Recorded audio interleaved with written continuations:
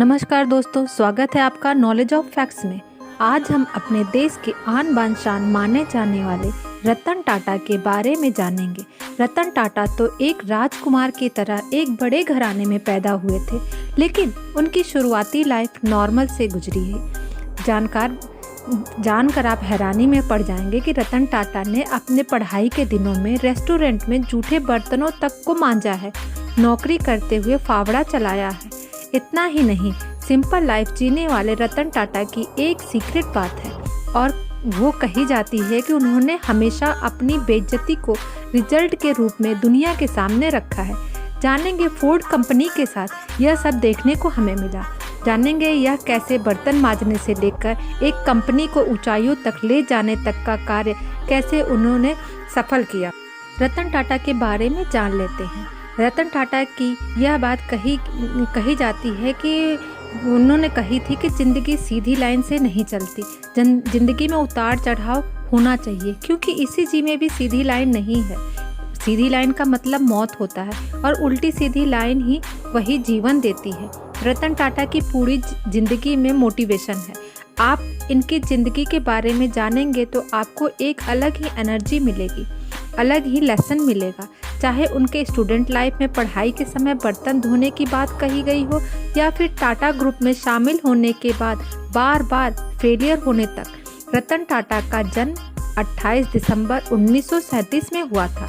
Tata group के founder Jamshedji Tata के दत्तक पुत्र नवल टाटा के बेटे। उन्होंने अमेरिका के विश्वविद्यालय में अपनी हायर एजुकेशन पूरी की, जहां उन्होंने आर्किटेक्चर की डिग्री हासिल की, जो बहुत कम लोग जानते हैं। उन्हीं दिनों का वाकया है जब रतन टाटा विमान उड़ाने का शौक रखते थे। अमेरिका में उन दिनों ऐसे सेंटर खुल चुके थे जो विमान उड़ाने की सुविधा देते थे। इसको चुकाने के लिए रतन टाटा ने रेस्टोरेंट में जूठे बर्तन साफ किया करते थे। उन्हें एक प्लेन उड़ाने को मिल जाया करता था। के बाद उन्होंने IBP की नौकरी ठुकराकर टाटा ग्रुप के साथ अपने करियर की शुरुआत की। रतन टाटा ने IBM की नौकरी ठुकरा दी और रतन टाटा ग्रुप के साथ करियर की शुरुआत 1961 में एक एम्प्लॉय के रूप में की थी।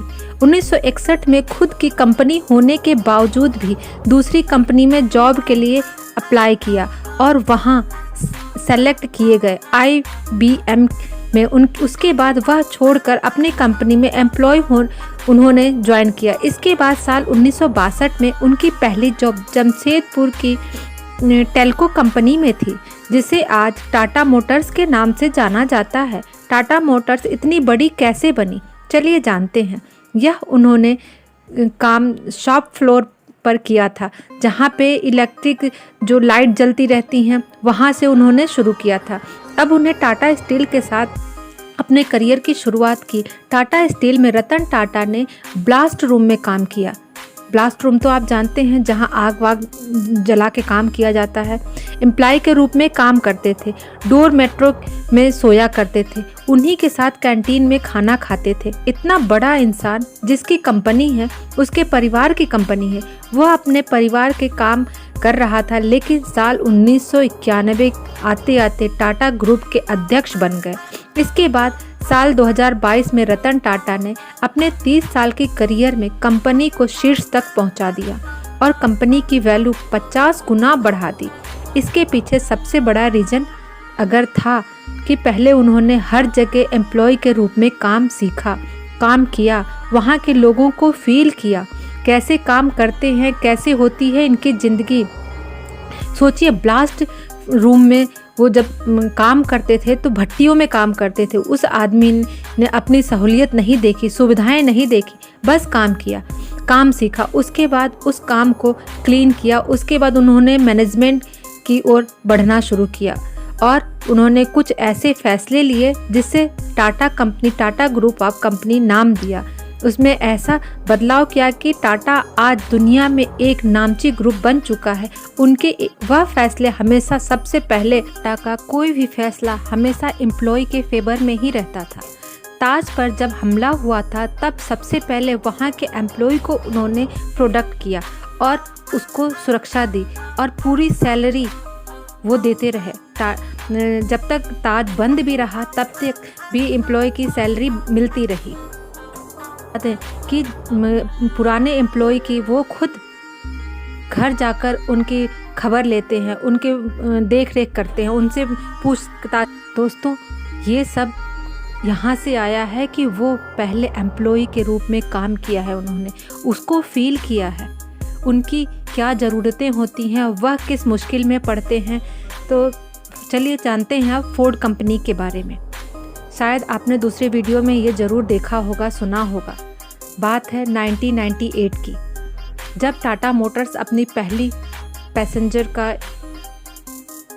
गाड़ी मार्केट में उतारी। रतन टाटा का 3 प्रोजेक्ट में काफ़ी काम किया होगा, जी तोड़ मेहनत की, लेकिन मार्केट में कार चली नहीं। फिर रतन टाटा फोर्ड कंपनी के पास गए और अपनी टाटा मोटर्स खरीद लेने के लिए कहा।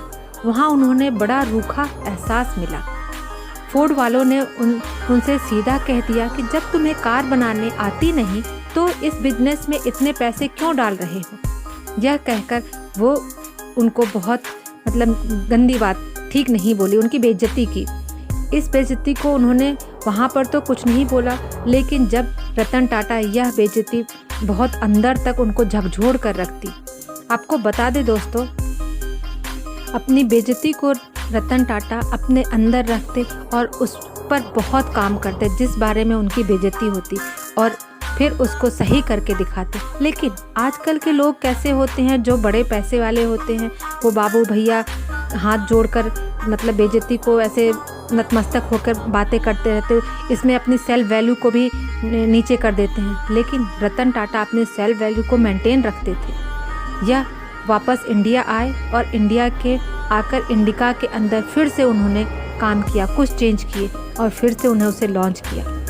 और एर्टिगा को आज के ज़माने में आप जानते ही हैं, सबसे ज़्यादा चलने वाली गाड़ी बन गई और इससे रतन टाटा को बहुत फ़ायदा हुआ।